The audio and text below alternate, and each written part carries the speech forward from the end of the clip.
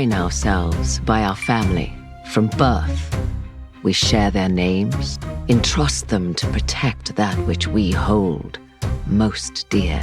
Children in particular turn their backs on those who raised them, seeking lives of their own.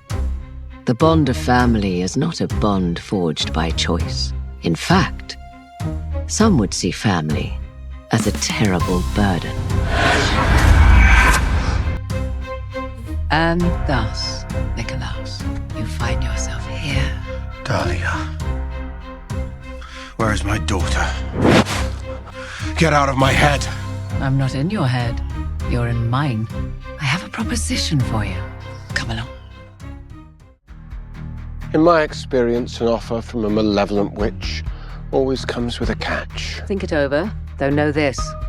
I shall not ask twice. Hope is all Hayley will ever have. She will fight us, she will not relent. Hayley will have to be eliminated in order for us to succeed and live in peace. You would have me rob my daughter of her mother so she will grow to hate me. When she grows, you can tell her whatever story you like. The truth is, you will have made the right choice for her.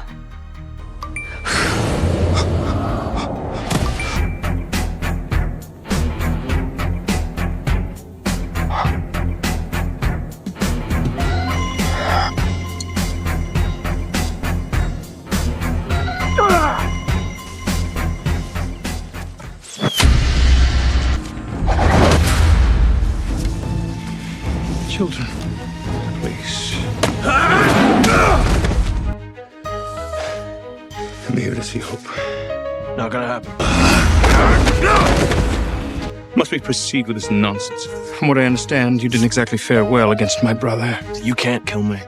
You're waiting for the day I die so that you can take your immortal place beside Hayley. And if you kill me, you lose her for good. She'll never forgive you. And speak of the devil. Elijah. Rebecca and Davina found a way. If we can replicate Hope's magic, we can lure Dahlia into a trap, after which I'll kill her myself. All we need is a vial of Hope's blood. I'm trusting you, Elijah. I'll give you her blood. Mom, when our home is safe, you can return Hope to where she belongs. With family. Hope would still be Klaus's daughter. Family is supposed to love you. Even if she is free of Dahlia's firstborn curse, all his anger and rage, all the pain that comes with that name. I don't want Hope to be a Mikaelson. She doesn't deserve that. Elijah, goodbye.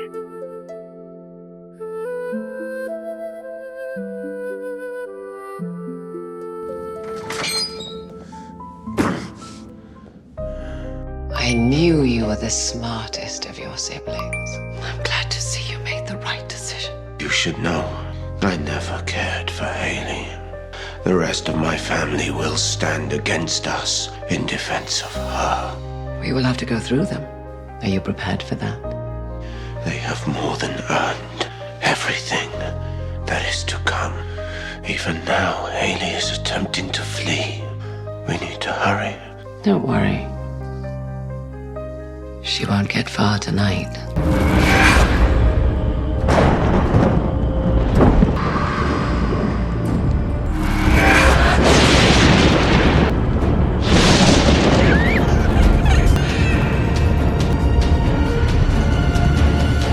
To understand Klaus Mikaelson, you have to first understand Mikael.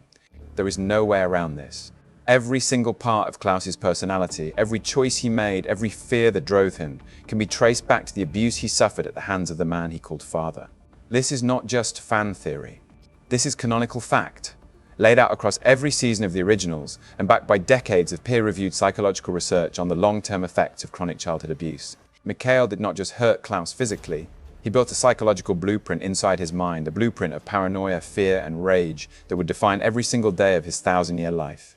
We have to start at the very beginning, with the circumstances of Klaus's birth. Mikael and Esther were Viking settlers who traveled to the New World after their first child, Henrik, died of the plague in Europe. They built a life in the New World, alongside the werewolf tribes that lived there. They had more children. Freya, Finn, Elijah, Cole, Rebecca, Dan, and then Klaus. But Klaus was not Mikael's biological child. Esther had an affair with a werewolf chief named Ansel from the neighboring tribe. Klaus was born half Viking, half werewolf. And for years, Esther kept that secret from everyone, including Mikael. For the first few years of Klaus's life, things were relatively peaceful. But that peace shattered when Henrik, the youngest of the Mikaelson children, was killed by a werewolf during a full moon. Mikael was consumed by grief and rage. He begged Esther, who was a powerful witch, to use her magic to make their children immortal, so they would never be hurt again. Esther agreed. She performed the ritual that turned Mikael and her 6 living children into the first vampires in history.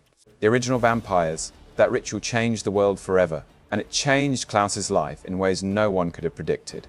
When Klaus made his first human kill after the transition, his werewolf gene was triggered. The secret Esther had hidden for years was finally out. Mikael learned that Klaus was not his biological son, that he was the child of the man whose people had killed his youngest son. And Mikael's grief and rage turned directly onto Klaus. He did not see a child. He saw a reminder of his wife's betrayal. He saw the blood of the werewolves who had killed his son. He saw an abomination. And from that moment on, he treated Klaus like one. Esther, terrified at Mikael's rage and the power of Klaus's hybrid nature, performed another ritual. She used magic to seal Klaus's werewolf side away, locking it behind a wall of magic that he would not break for 1,000 years. This act did 2 things. It took away the part of Klaus that was truly his, the part that connected him to his biological father and his werewolf heritage. And it gave Mikael even more ammunition to use against him. Mikael called him a half-breed, an abomination, a monster. He told Klaus over and over again that he was unworthy of love, that he was a mistake, that he would never be part of the family. This is where the chronic abuse started. And we're not talking about occasional harsh words. We are talking about sustained, systematic, physical and emotional torture that lasted for decades, while Klaus was still a child trapped in a young man's body. Mikael beat Klaus for the smallest mistakes. He starved him. He locked him away for days at a time. He humiliated him in front of his siblings. He pitted the other children against him, making them choose between standing with Klaus or facing Mikael's wrath themselves.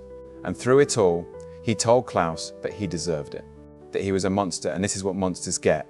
The American Psychological Association's 2022 clinical study on complex post-traumatic stress disorder in survivors of chronic childhood abuse found that this exact pattern of abuse has a specific, predictable effect on the developing brain.